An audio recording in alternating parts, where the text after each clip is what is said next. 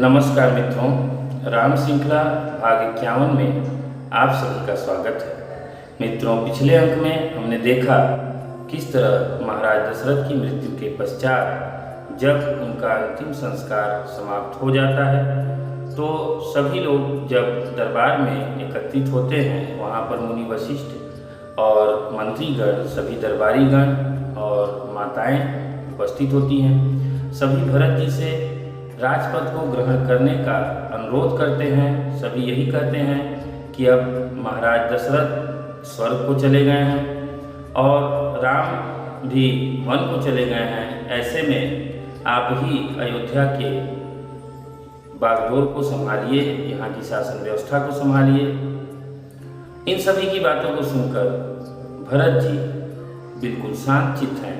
उन्हें जरा भी हर्ष नहीं है, बल्कि वे दुखी ही दिखाई पड़ रहे हैं और बहुत ही विनम्र और कोमल वाणी से कहते हैं, मोहि उपदेशु दीन घूरनी का, प्रजा सचिव सम्मत सबही का। गुरुजी ने मुझे सुंदर उपदेश दिया, फिर प्रजा मंत्री सभी की इसमें सहमति है।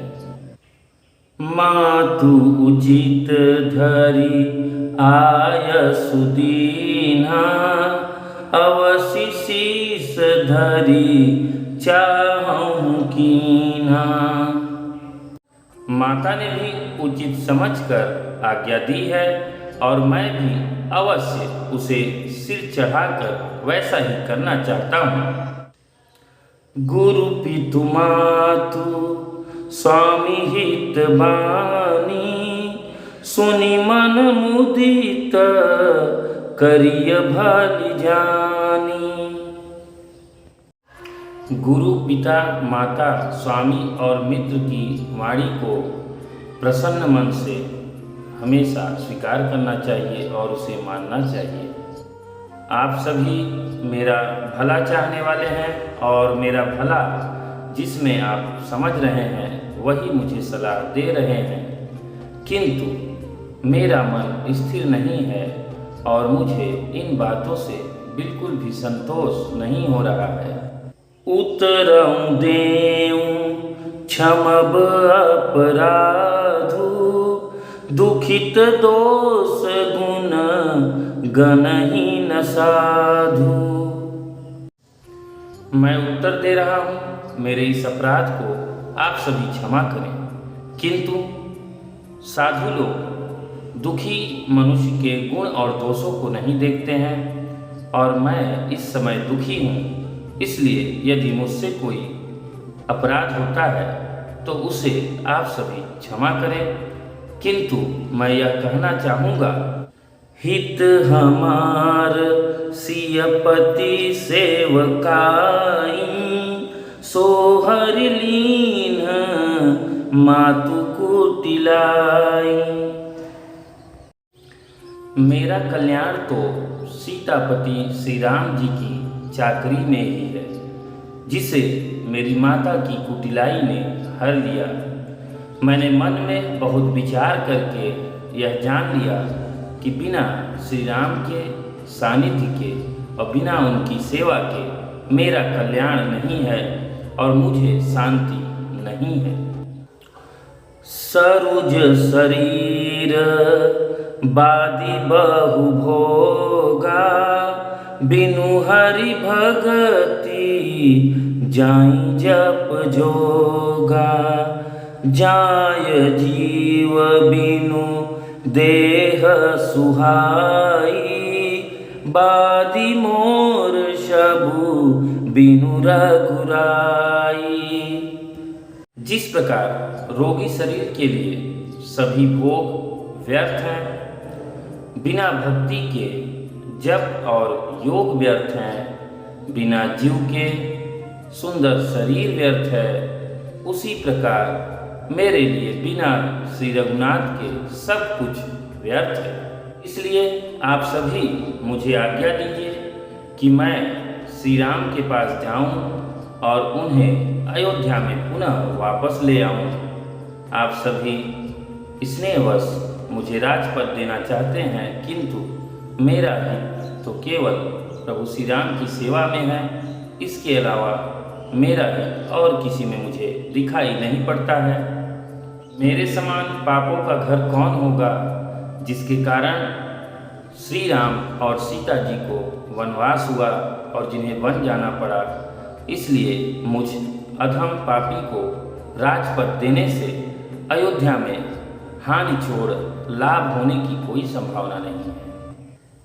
परम हानि सब कहाँ बड़लाहू, आदिन मोर नहीं दूषण काहू। जिसमें परम हानि है उसी में सभी को लाभ दिखाई पड़ रहा है। इसमें किसी का दोष नहीं है। मेरा समय ही खराब चल रहा है। जीवन का उत्तम लाभ तो लक्ष्मण ने पाया, जिसने सब कुछ त्याग कर श्री राम के चरणों में मन लगाया। मैं आप सभी से हाथ जोड़कर विनती करता हूँ कि बिना श्री राम के चरणों के दर्शन के बिना मेरे हृदय की जलन नहीं जाएगी। यद्यपि मैं बुरा हूँ, अपराधी हूँ, मेरे कारण ही यह सारा उपद्रव हुआ है, फिर भी प्रभु श्री राम शरण में आए हुए मुझे सम्मुख देखकर मेरे सभी अपराधों को क्षमा करते हुए मुझे हृदय से लगा लेंगे और मुझे अपनी शरण में रख लेंगे। आप लोग भी मेरा कल्याण समझकर मुझे सहर्ष आज्ञा और आशीर्वाद दीजिए, जिससे मेरी विनती सुनकर प्रभु श्री राम मुझे अपना दास बनाकर अयोध्या में वापस लौट आए। भरत के वचन वहाँ उपस्थित सभी जनों के मन को मोहने लगे। वहाँ पर उपस्थित सभी लोगों के नेत्रों से प्रेमाश्रुओं के जल बहने लगे। सभी भरत जी की सराहना करने लगे और कहने लगे कि आपका शरीर साक्षात प्रभु श्री राम की प्रेम की मूर्ति है, और अगर कोई भी माता कैकेयी की कुटिलता को लेकर आप पर संदेह करता है तो वह दुष्ट करोड़ों जन्मों तक नरक में निवास करेगा। अहियघ अवगुण नहीं मानी गहई, हरई गरल दुख दारिद दहई। सांप के पाप और अवगुण को मणि ग्रहण नहीं करती है, बल्कि उसके विष को हर लेती है और सभी दुख और दरिद्र को भस्म कर देती है। इसी प्रकार जो श्रेष्ठ व्यक्ति होता है वह बुरे से बुरे लोगों के बीच में भी रहने पर अपने गुणों को नहीं छोड़ता है, अपनी श्रेष्ठता को नहीं छोड़ता है, बल्कि उसके प्रभाव से बहुत सी बार बुरे लोगों का भी मन परिवर्तित हो जाता है और वे सद्मार्ग पर चलने लगते हैं। मित्रों, आज की कथा में हमने देखा किस तरह भरत जी राजपद को ठोकर मारते हुए दिखाई पड़ रहे हैं।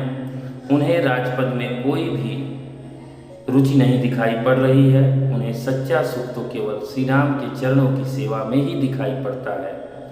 भरत जी का अपने भाई के प्रति यह प्रेम और त्याग तो सदैव से ही चर्चा का विषय है और बहुत ही मार्गदर्शन करने वाला रहा है समाज को, जिस पर कि हमने पिछले अंकों में भी चर्चा की है और आगे भी चर्चा करेंगे अभी भरत जी के इन प्रसंगों पर। किंतु आज की जो कथा हुई है उसमें एक चीज़ बहुत महत्वपूर्ण है, यह कि यहाँ पर जो भी अयोध्या में घटना हुई है, जो राम जी को वन जाना पड़ा है और जो इस तरह की समस्या आई है, इनके पीछे तो हम सभी जानते हैं कि कैकेयी की ही कुटिलता है।